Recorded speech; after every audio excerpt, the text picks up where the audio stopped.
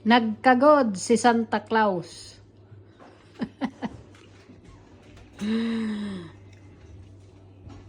Santa Claus, di niya na eh.